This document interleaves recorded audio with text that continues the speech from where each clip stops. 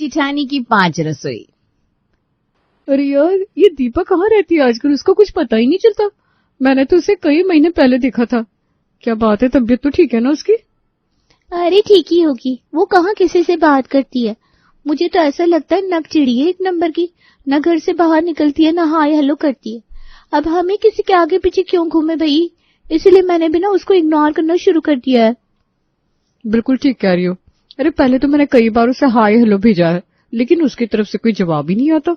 सही बात है, जरूरत से ज्यादा एटीट्यूड है उसके अंदर। ये है वृंदावन कॉलोनी में रहने वाली महिलाओं का एक ग्रुप, जिसमें घर का काम निपटाने के बाद महिलाएं बैठकर चैटिंग कर रही हैं। इसी कॉलोनी में एक परिवार है जिसमें 3-3 महिलाएं हैं।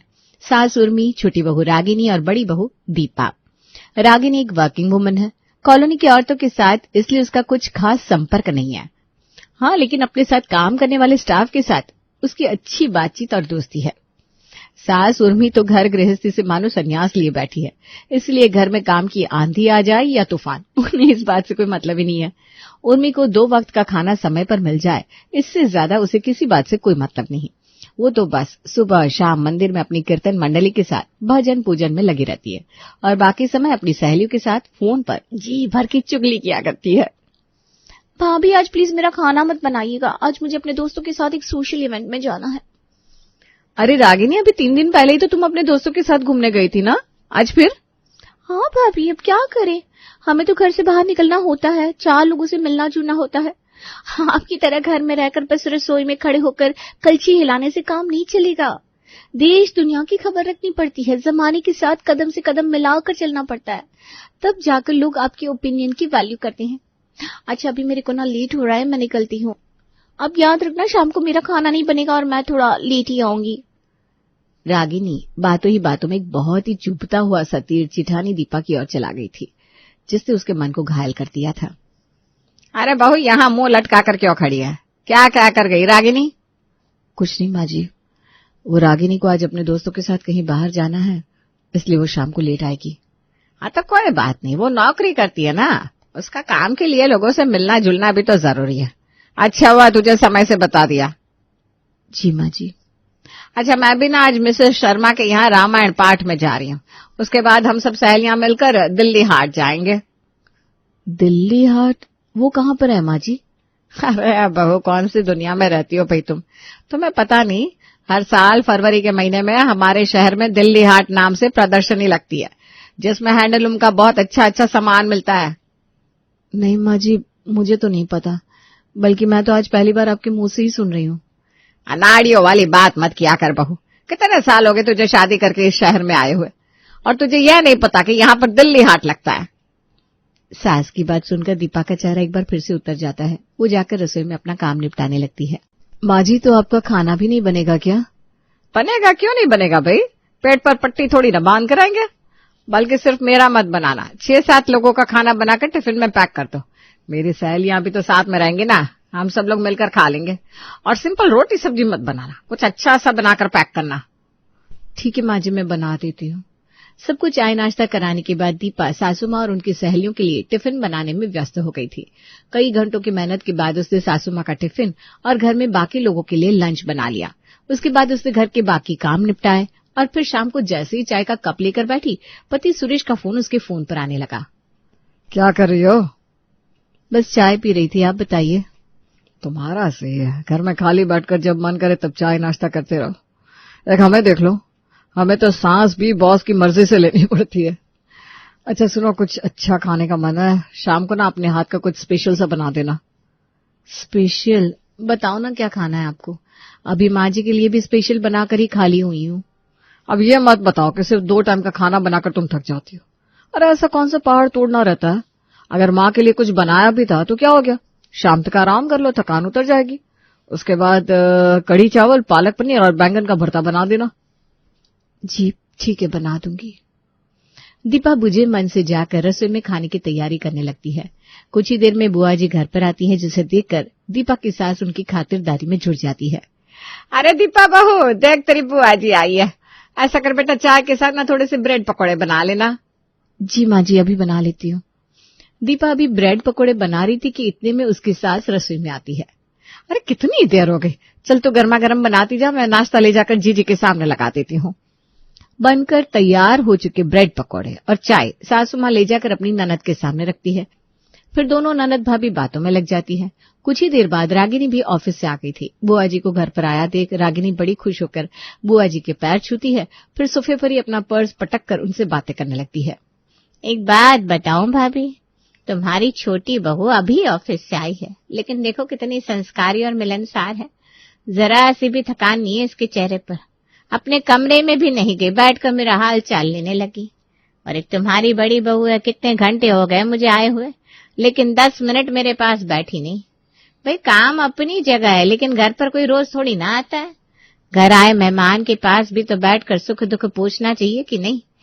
बड़ी बहू को कहो सिर्फ कढ़ाई में कलछी चलाने से जीवन नहीं बीतेगा। बड़े बूढ़ों के साथ भी कुछ देर बैठा करो।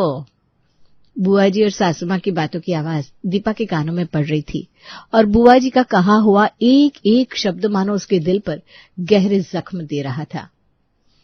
बुआ जी खाली बैठकर मेहमानों के साथ गप्पे मारना और उनका हालचाल पूछना किसे पसंद नहीं होता, लेकिन मैं किसी के पास बैठूंगी तो तब ना जब ये रसोई मेरी जान छोड़ेगी। एक के बाद एक माँ जी फरमाइश बताती जा रही है। काम खत्म हो तब तो रसोई से बाहर आऊं। पहले चाय और ब्रेड पकौड़े बनवाए माँ जी ने। जैसे ही ब्रेड पकौड़े बनाने का काम खत्म हुआ तुरंत आकर माँ जी ने डिनर की लंबी लिस्ट पकड़ा दी कि बहू एक बार में ही काम निपटा ले, उसके बाद ही रसोई से बाहर आना, नहीं तो बुआ जी का डिनर लेट हो जाएगा। समझ में नहीं आता कैसे खुश करूं सबको। मैं अपनी जान भी निकाल कर दे दूंगी ना, तब भी कोई मुझसे संतुष्ट नहीं होगा इस घर में। कुछ देर बाद उसकी सहेली रमा का उसके पास फोन आता है। क्या यार, कहाँ रहती है तू आजकल? बिल्कुल गायब हो गई है। किटी ग्रुप में भी सब लोग नाराज है तुझसे। कह रहे थे दीपा तो किसी को भाव ही नहीं देना चाहती, ना तो किसी के हाय हेलो का जवाब देती है, ना ही अपनी तरफ से किसी को बर्थडे एनिवर्सरी विश करती है। चक्कर क्या है भाई? संन्यास ले लिया है क्या दुनिया से? अरे काहे का संन्यास यार, घर गृहस्थी के जाल से मुक्त होगा आदमी तब तो संन्यास के बारे में सोचेगा। मेरे घर में इतना काम है कि 24 घंटे भी काम खत्म करने के लिए कम पड़ते हैं। कहाँ से समय निकालूं लोगों से मिलने जुलने बात करने के लिए, और ये स्पेशली बर्थडे और एनिवर्सरी विश करने के लिए। यार मुझे तो अपना ही होश नहीं रहता। हाँ, लोगों को बर्थडे एनिवर्सरी की पड़ी हुई है। देख दीपा, बुरा मत मानना, काम तो सभी के पास है, फिर तू इतना परेशान क्यों लग रही है? तेरी फैमिली में तो तेरी देवरानी भी है ना। अब क्या बताऊं तुझे, देवरानी है, देवर है, सास ससुर, मेरे 2 बच्चे, इतना बड़ा परिवार है। घर में काम की कोई कमी नहीं है, लेकिन मदद करने वाला कोई नहीं। देवरानी भी सवेरे उठकर बैग उठाकर सीधा ऑफिस के लिए निकल जाती है। माँ जी की तरफ से भी उसे पूरी छूट है। ना तो उससे काम करने के लिए कोई कहता है, ना ही वो करना चाहती है। रसोई की पूरी जिम्मेदारी अकेले मुझे ही संभालनी पड़ रही है। और अगर नॉर्मल खाना बनाना होना यार तो मैं एक बार को ये जिम्मेदारी भी खुशी खुशी संभाल लूं, लेकिन मेरे घर में तो सबकी अलग अलग फरमाइश रहती है। आधे से ज्यादा दिन तो मेरा रसोई में बीतता है, उसके बाद भी रसोई से निकलो तो घर के 75 काम पेंडिंग पड़े रहते हैं। अब तू ही बता, काम निपटाऊं या पहले सोशल मीडिया अपडेट करूं? देख यार, ये घर के काम कभी खत्म नहीं होने वाले, और वैसे भी तेरी देवरानी तो शादी करके आई है, उसी दिन से नौकरी कर रही है। तेरे घर की परिस्थितियां ना आज बदली है ना कल बदलेंगे। बदलाव तुझे अपने अंदर लाना पड़ेगा। काम को मैनेज करने का तरीका बदल दे, तेरी लाइफ भी बदल जाएगी। मैं कुछ समझी नहीं, तू कहना क्या चाह रही है? ऐसा क्या बदलाव करूं मैं कि मेरी लाइफ चेंज हो जाए? देख दीपा, ना तू सीरियल देखती है, ना ओटीटी पर आने वाले किसी भी कंटेंट के बारे में तुझे कुछ पता होता है, ना तो किटी में जाती है, ना आस पड़ोस के लोगों से बातें करती है। दुनिया से इतना कटकर रहने वाले लोगों को कोई पसंद नहीं करता। काम अपनी जगह है, लेकिन अपने आप को अपडेट करना भी उतना ही जरूरी है। मुझे तो कुछ समझ में नहीं आ रहा यार, करूं तो क्या करूं? कैसे इतनी सारी चीजें एक साथ मैनेज करूं? देख यार, सबसे पहली बात तो यह है कि जब तेरे घर में इतने सारे लोग हैं ना, तुझे उनसे हेल्प लेनी चाहिए। तेरी देवरानी जॉब करती है, इसका ये मतलब थोड़ी ना है कि घर के कामों में उसका कोई मतलब नहीं रहा। सासू माँ भी बहुत मेहनत का काम नहीं कर सकती, लेकिन हल्के फुल्के कामों में तो हाथ बटा सकती है। घर के बाकी लोगों को भी अपने समय और सुविधा के अनुसार थोड़ी बहुत मदद करनी ही चाहिए। लेकिन जैसा कि तूने बताया, अगर बाकी लोग तेरी मदद करने के लिए तैयार नहीं है तो ठीक है, तुझे खुद को मल्टीटास्किंग करना सिखाना होगा। ऐसा किसने कहा कि रसोई के सारे काम रसोई में खड़े होकर करना जरूरी है? सहेली की बात दीपा को जम गई थी और अब उसने अपने आप को अपडेट रखने और घर के काम निपटाने की एक निंजा टेक्निक खोज ली थी। अगले दिन मैं यहाँ पर सीरियल देख रही हूँ और तो यहीं सर पर बैठकर प्याज काटे जा रही है। आंखों से बुरी तरह से आंसू बह रहे हैं, जलन के मारे आंखें भी नहीं खोली जा रही मुझसे। अब क्या खाक टीवी देखूं मैं? अरे रसोई का काम रसोई में खड़े होकर नहीं कर सकती क्या? मेरे सर पर क्यों बैठी हुई है? माँ जी, आप शायद भूल रही हैं, सीरियल सिर्फ आप नहीं देख रही हैं, मैं भी देख रही हूँ। अब अगर मैं प्याज लेकर रसोई में चली जाऊंगी तो फिर सीरियल कैसे देख पाऊंगी? क्या फर्क पड़ता है अगर मैं यहाँ बैठकर प्याज काट लूंगी तो? एक तीर से दो निशाने लग जाएंगे। सासू माँ की शिकायत को इग्नोर करके बहू दीपा आराम से वहीं बैठकर प्याज काटती रहती है और सासू माँ के साथ हॉल में बैठकर सीरियल का मजा भी लेती रहती है। अगले दिन, दीपा, सुबह का समय है, जानती हो ना मुझे ऑफिस जाना है। कर क्या रही हो इतनी देर से बाथरूम में? क्या जी, आप ना बस हर समय शोर ही मचाते रहते। पता है मुझे आपको ऑफिस जाना है, इसका मतलब ये तो नहीं ना कि आपके अलावा कोई और बाथरूम का इस्तेमाल नहीं कर सकता। हाँ, थी मैं बाथरूम में। एक बात बताओ, तुम इतनी देर से बाथरूम में थी, नहा कर तो निकली नहीं हो, फिर ये इतनी देर से बाथरूम में कर क्या रही थी तुम? पालक धो रही थी। और क्या कर रही थी? अब किचन के सिंक में पालक धोते धोते 1 घंटा खराब हो जाता है मेरा। 3-4 किलो हरा साग धोने में अच्छा खासा समय लग जाता है, इसलिए यहाँ बाल्टी में फटाफट से सारा एक साथ धो लिया मैंने। अब बस एक बार किचन के पानी में निकालूंगी और फटाफट काट कर चढ़ा दूंगी। हो गया ना मेरा काम आसान। आपको शायद पता नहीं है, हरी सब्जियां धोने के लिए ना बड़ी बाल्टी या टब ही सही रहते हैं। लो, घर में एक रसोई कम पड़ती है तुम्हें, जो बाथरूम को भी रसोई बना लिया तुमने। अरे बेटा, सिर्फ बाथरूम को ही नहीं, इसने हॉल को भी रसोई बना रखा है। तेरी पत्नी को घर में कम से कम 5 रसोइया चाहिए ताकि इसका मन करे वहां बैठकर ये अपने काम निपटा सके। इतनी अच्छी मॉड्यूलर किचन बनवा कर दी है उसे, लेकिन वो भी पूरी नहीं पड़ रही तेरी बीवी को। माँ जी, आप लोगों को काम से मतलब होना चाहिए। आप सबका काम समय से करके दे रही हूं ना मैं, तो फिर हर बात में मीन मेक निकालने से कोई फायदा नहीं है। सास और पति की चिक चिक को इग्नोर करके दीपा रसोई में चली जाती है और साग को काटकर खाना बनाने में व्यस्त हो जाती है। शाम का समय था। दीपा कानों में ईयरफोन लगाकर अपनी पसंद के गाने सुन रही थी और उसी के साथ बच्चों के लिए शाम का नाश्ता भी बना रही थी। तभी देवरानी रागिनी ऑफिस से लौटती है और हॉल में बैठकर जेठानी को आवाज लगाती है। भाभी, 1 कप चाय पिला दोगी प्लीज, बहुत सर दर्द कर रहा है। अब क्योंकि दीपा ने तो कान में ईयरफोन लगा रखा था, इसलिए उसे देवरानी की आवाज सुनाई नहीं देती। रागिनी कई बार भाभी भाभी चिल्लाती रहती है और फिर उसके बाद गुस्से में अपने कमरे में चली जाती है। कुछ देर बाद रागिनी कपड़े चेंज करके आती है तो देखती है जेठानी दीपा किचन में ही मोबाइल पर फिल्म लगाकर देख रही थी और साथ ही साथ खाना भी बना रही है। क्या बात है भाभी, मुझसे कोई नाराजगी है क्या? कितनी बार आवाज लगाई मैंने आपको, लेकिन आपने जवाब ही नहीं दिया। देवरानी को रसोई में खड़े होकर हाथ हिलाते देख जेठानी दीपा कान में से ईयरफोन निकालती है। कुछ कह रही हो क्या तुम? कुछ चाहिए था तुम्हें? इसका मतलब मैं इतनी देर से बोल रही हूँ, आपने कुछ सुना ही नहीं? नहीं, वो एक्चुअली ना मैं फिल्म देख रही थी, बहुत इंटरेस्टिंग फिल्म है, मूड फ्रेश हो गया यार। कुछ चाहिए क्या? नहीं, कुछ नहीं चाहिए।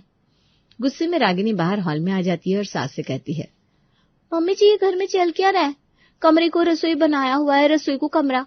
अब रसोई खाना बनाने की जगह होती है या फिर मोबाइल और लैपटॉप पर फिल्म देखने की? अरे तो कुछ पूछ मत इसकी।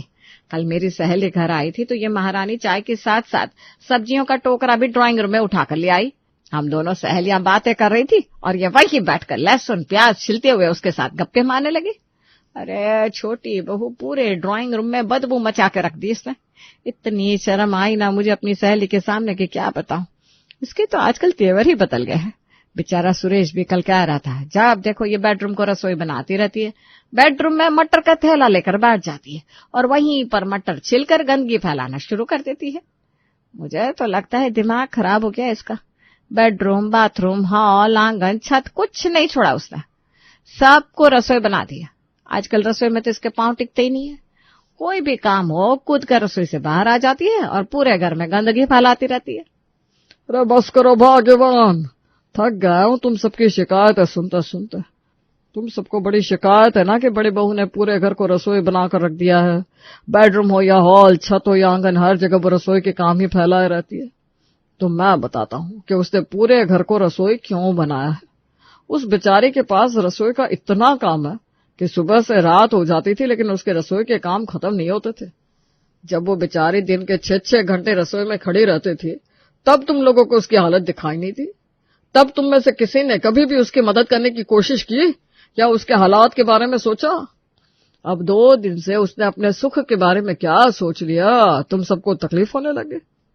छोटी बहू, माना कि तुम नौकरी करती हो, लेकिन इसका यह मतलब तो नहीं ना कि तुम घर के किसी काम में हाथ ही नहीं लगा सकती हो। यहाँ बैठकर जेठानी की शिकायत करने के बजाय अपने लिए चाय कॉफी खुद बनाया करो। बल्कि ऑफिस से आकर शाम की चाय कॉफी की जिम्मेदारी तो तुम्हें अपने ऊपर ही लेनी चाहिए। और भाग्यवान तुम, पूरा दिन टीवी में आंखें खराब करने के बजाय सब्जी भाजी काटने का काम तो कर ही सकती हो।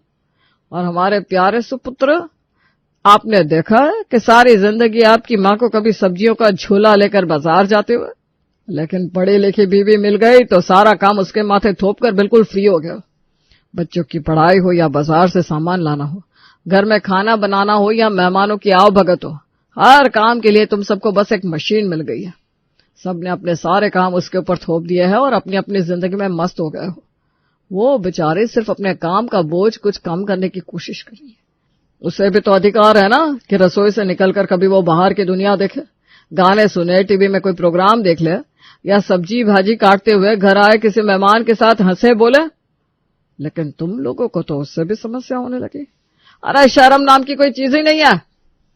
ससुर जी को गुस्से में गरजते हुए देख सभी लोगों की अकल ठिकाने आ गई थी। माफ कर दीजिए, आप एकदम ठीक कह रहे हैं। अब से बहू सब्जी काटने की तू टेंशन ना लेना, सब्जी भाजी मैं काट दिया करूंगी। और सुन सुरेश, सब्जियां बाजार से खरीद कर लाने की जिम्मेदारी आज से तेरी।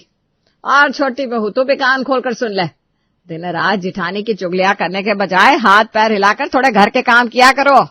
शाम की रोटियां और चाय नाश्ता आज से तुम्हारी जिम्मेदारी। सुबह तुम्हें जल्दी होती है, सवेरे का काम बड़ी बहू कर लेगी, लेकिन शाम का तो कर ही सकती हो। जिठानी ने पूरे घर को रसोई क्या बनाया, पूरा परिवार लाइन पर आ गया।